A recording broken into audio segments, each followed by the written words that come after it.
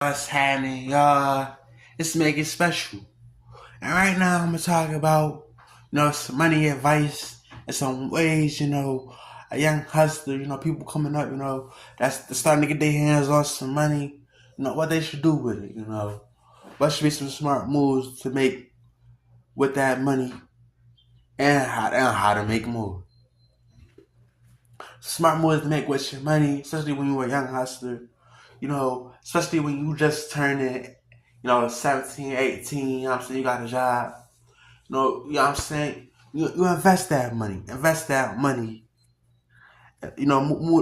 money into an investment, you put that into an investment, I'm saying, you invest a good, like, $100, $200 a month for your money that you get paid from your job into that same investment. You probably could invest in 1 to 3 different companies, and make a smart investment at the same time. Excuse me. But make sure you make that smart investment at the same time. You invest the good, like I said, 200 every month, on top of your investment and stuff like that.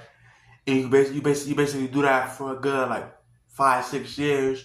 Now I'm saying then you check out how much you got saved up in your investments from when you was 18. Obviously, you turn 23, 24.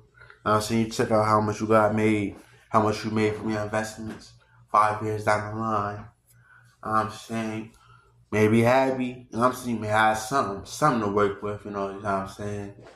But that'll definitely put you in a position where you will have, I'm saying, some money to use for yourself.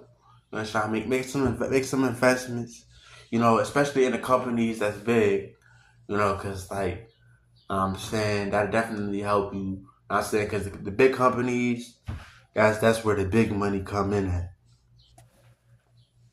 That's all you gotta do. Invest in the big companies. That's where the big money come in at.